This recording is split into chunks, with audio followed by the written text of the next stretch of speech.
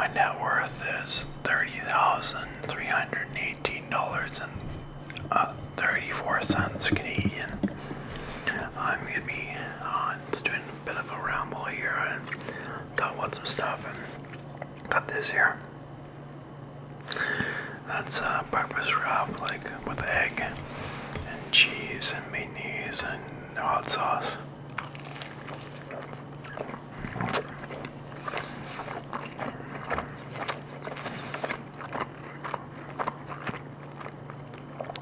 So, be drinking some water too. A net worth is your assets minus your liabilities.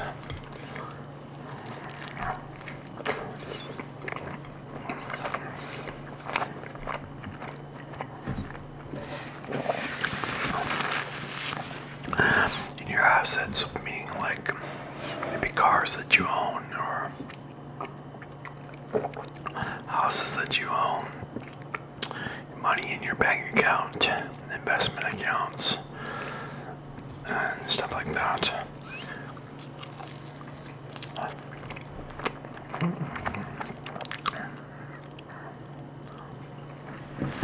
So with that, your liabilities are debts that you have.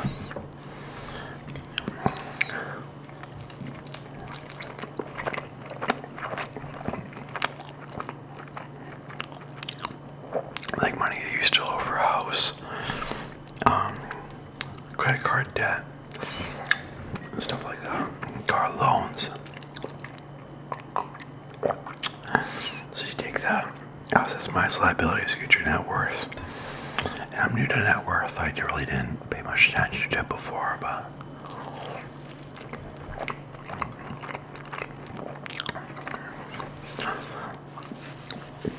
so basically, it's kind of interesting stuff though. Now I've got $3,377.71 in a checking account.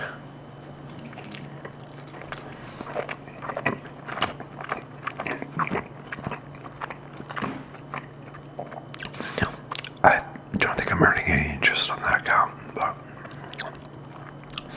if that account drops below $3,000, then I get charged a service fee.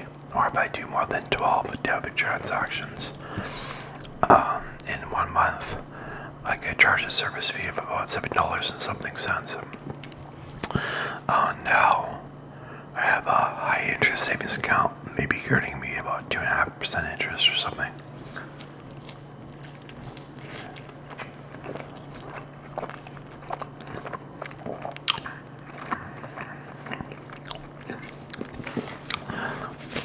The wrap's good. I'm pretty hungry, but so I got that account.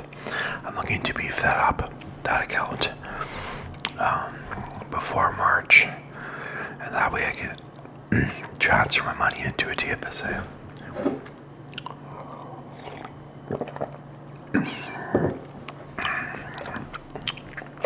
I'll explain what that is in a second. Credit.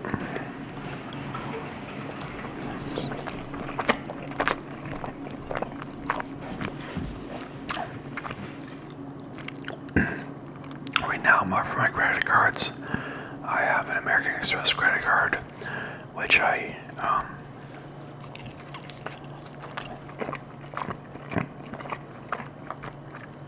have a credit on that account, so it's negative $186.05.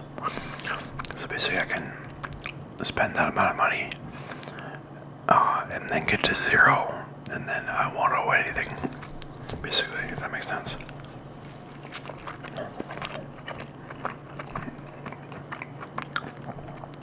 It's kind of like I have money to spend.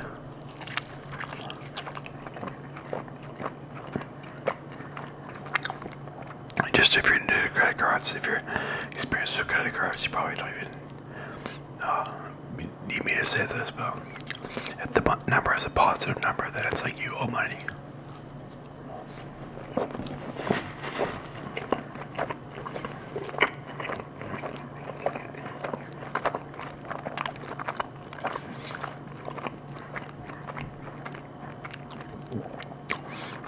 Yeah, I'm 36 years old. I should have said that at the beginning of the video, but I'll put that in the title of this video too. But now on my Visa, it's at 0 right now. My Visa credit card.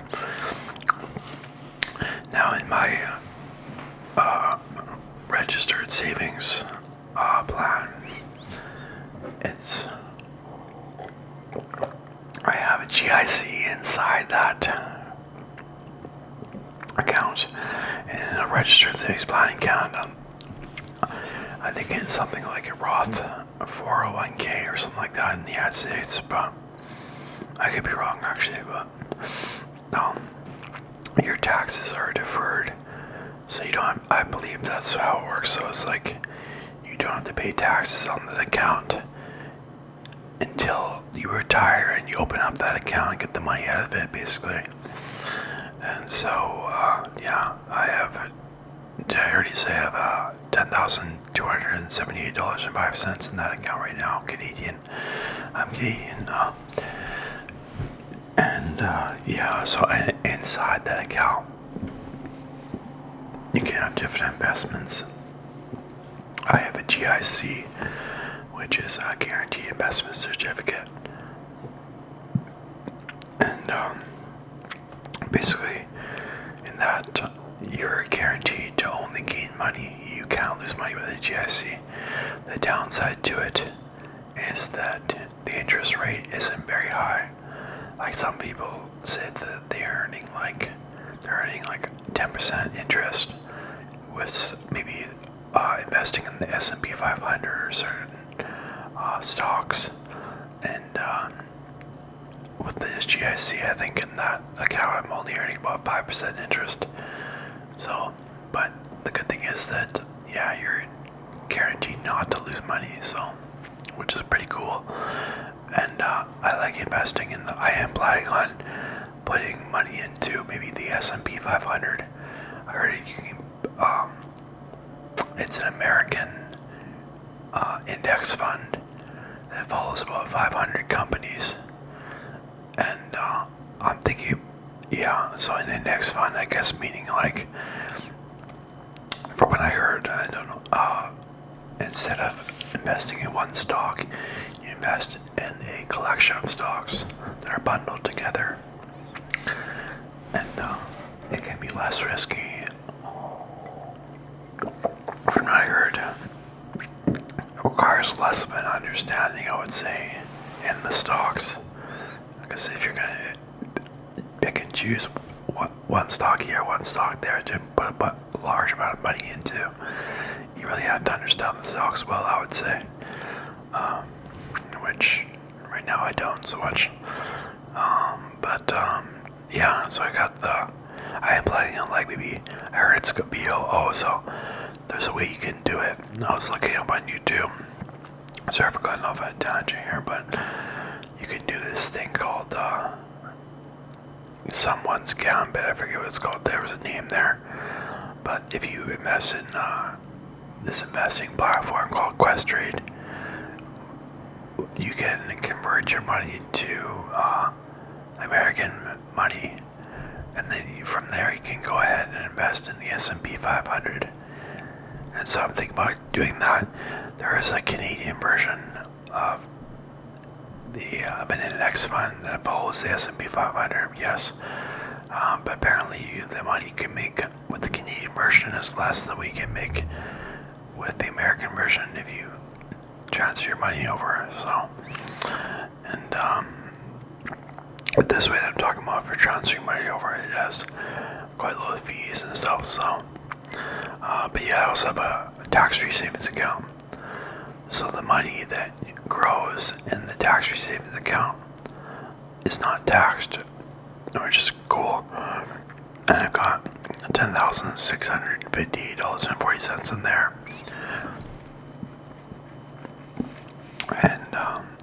And same thing as the RSP. I've got a GIC in there.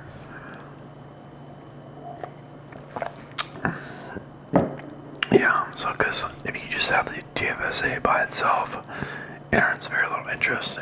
you're supposed to have different investments inside the TFSA that will earn you money, the greater interest rate and stuff like that.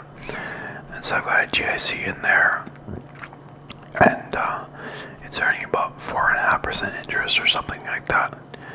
And so yeah, but yeah, it's pretty good. Like I started with that GIC with I think $10,000 I put in, so I gained about $658 in that GIC, which is pretty sweet.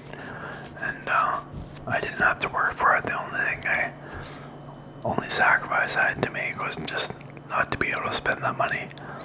I probably would have spent on silly things anyways, like doing a $20,000 vacation rather than a $10,000 vacation that I just did. So, but yeah, no, let me just see here. Okay, but my expenses, so maybe spend about I'm having some maybe about $200 or something, $200 to $300 on groceries a month, and yeah, but eat at the restaurant where I work a fair bit, and I do get a discount, but I have to like buy. You have to buy most meals except for soup's free and stuff like that. I try to stay a bit frugal, except I did spend a lot of money on a recent vacation, not gonna lie, so I'm gonna try to tighten that up for next year and make it on a less expensive vacation. And but something else I'd like to kind of talk about was if you should follow your dreams. I guess, well, before I go into that, though, I should probably talk about what I think of my net worth and stuff like that, and it not being my net worth isn't that high. Yeah, I mean, it's okay. I think I'm better with money than I used to be, but yeah, I definitely want to, in the next, like, in recent years, not recent, sorry, near years in the future, I want to be able to get like maybe $100,000 net worth or something. Would be nice, but yeah, so it's, but right now it's not too bad, but it could be better. I'm glad that I'm not in debt, and I used to have student loan debt, but I don't anymore. But yeah, but now I'll go on to something else. Should you follow your dreams? You know, for a while there, I was thinking that I was basically like telling some people that they should more so focus on getting a good paying job and worrying about the job market, and being more so concerned with getting a well-paying job and actually finding a job, like go to school for something that will get you, will leave you employed and well off. But now I think that people should follow their dreams. I kind of have a different opinion now. It's pretty much, yeah, I do believe that, and I think it's pretty rough, like, to be, like, when you're very old and later in life, and you're looking back on your life and you realize that you didn't follow your dreams. That's gotta be a bit painful, and I think it can be an amazing experience to be able to achieve your dreams, or at least to know that you did attempt to achieve your dreams. And I think you can always go back to a job if all else fails. And yeah, I think I brought this up in a previous video, but Jim Carrey, this kind of made an impression on me. He was talking, he was at some award ceremony, I think, and he was saying that his dad wanted to be a comedic actor,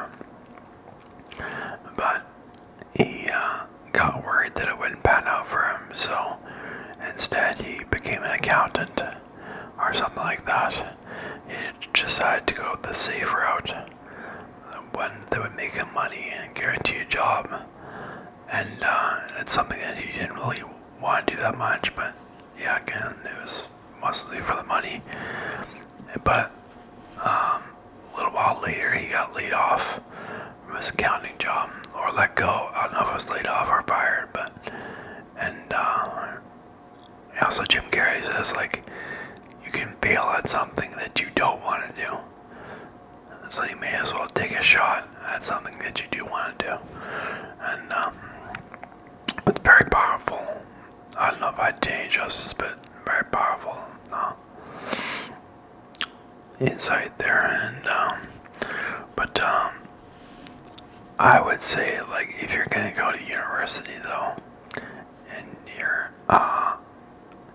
I had this one girl say to me one day, she was like, you're going to university, and this was back when I was like maybe 19 or something, or 18,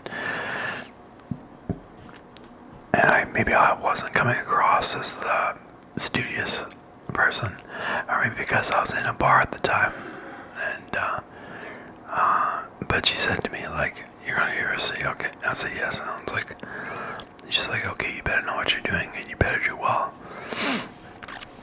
And you know what?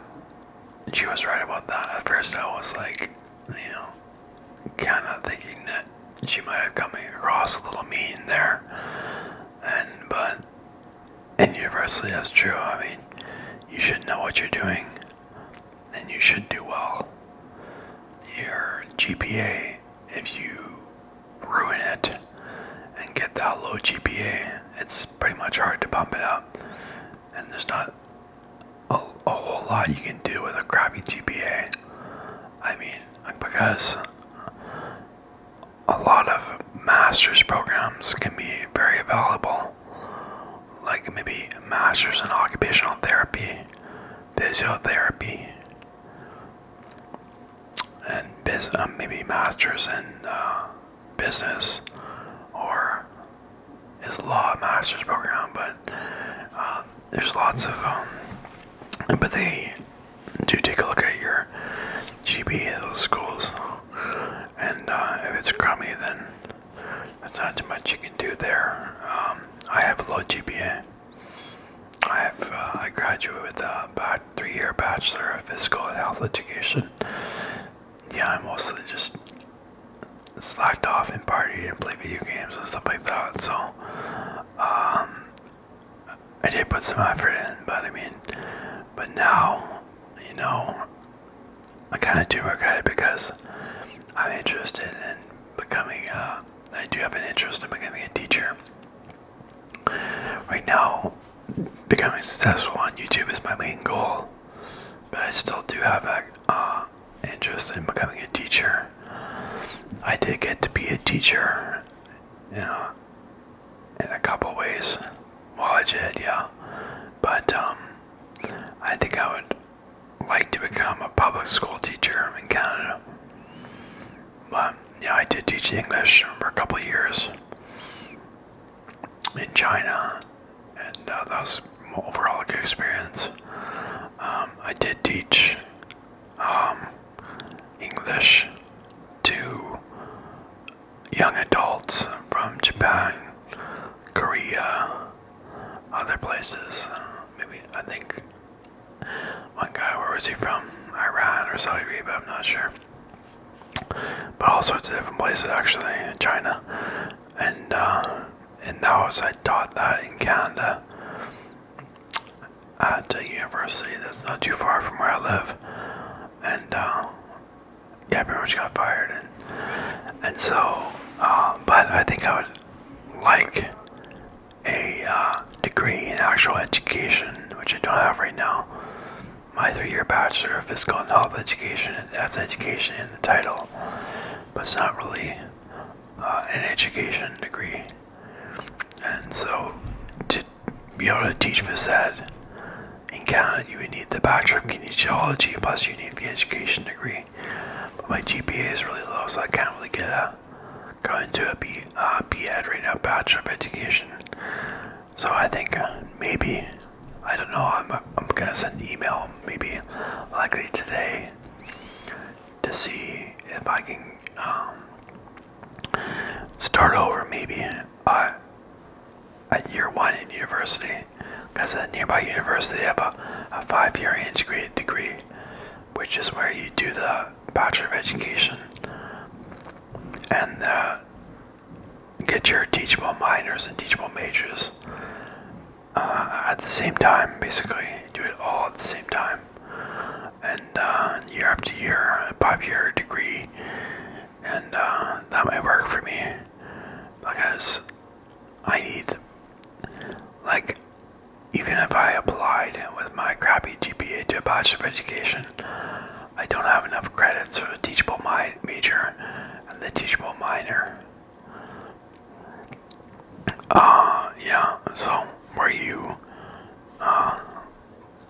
learn about what you're gonna mostly teach and what you're gonna teach maybe some of the time, or as a your minor, teachable minor would be like a backup plan kind of thing, maybe. So yeah. Plus, I need to bring up my GPA, but I thought that in the 5-year integrated program at the nearby university that they wouldn't accept you if you already had a degree, which I do. So I'll just have to see. I mean, I may as well just send off an email just to see a 5-year journey. That would be crazy. Especially because at the end of it, I mean, I'll be 37 before you know it. So 37 plus 5, 37, 42, so I'll be 42 years old after finishing this, which would be, that's not ideal. I mean, it would have been better to be, I mean, I don't want to deter anybody from wanting to go to school in their later years, because I think it's almost always worth it. But yeah, so I have to see what's up, you know. But let me just see what else can do it. But at one point in time, I was interested in just finding a job that would pay well. I was thinking about becoming a heavy-duty mechanic, but my aunt says, like, you don't want to go into something that you have absolutely no interest in. And she's probably right. So it's like, I don't want to wake up in the morning and not want to go to work. I don't know, perhaps people who enjoy their jobs do wake up in the morning and be like, man, I'd rather just be able to play video games or be able to throw a baseball around with my son. I don't know about children, but, or, you know, go for a walk in the park rather than having to go to work. But I think generally that's the goal, is to be able to wake up in the morning and want to go to work. But let me just see here. So, yeah, in university, you can go, if you're thinking about going to university. Maybe you're young, maybe you're not, but I would say you can experiment with different courses, but you have to take it seriously and do well in those courses.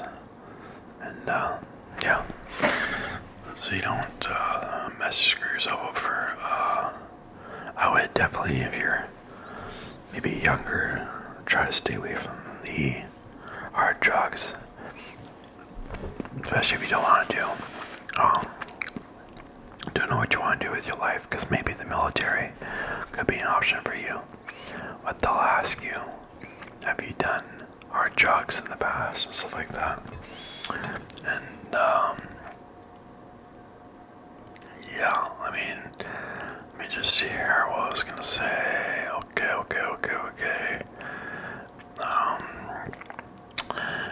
But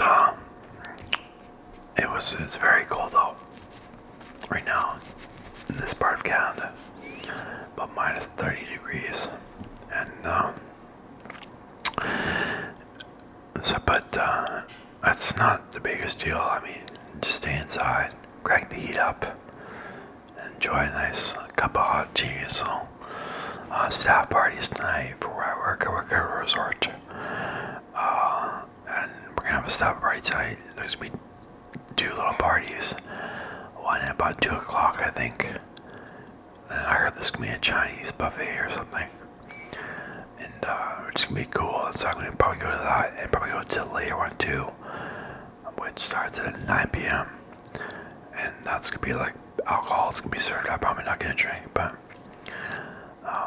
yeah, I'm gonna wear one of my new fragrances probably to the party, and so I'll see how that goes.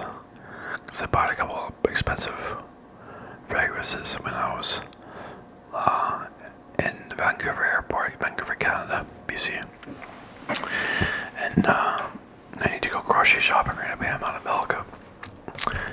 And yes, well, I was gonna do in this video show you some of my favorite ASMR videos, but I'm thinking that I'm totally unprepared for that, so I just felt like making a video, and I'll probably do that next video or a video soon. Is that show you my favorite ASMR videos, and I think some of them you might really like, and you might be introduced to some great ASMR artists that you have never heard of, stuff like that. But yeah, I think that's about all for now. So thanks for watching. Goodbye.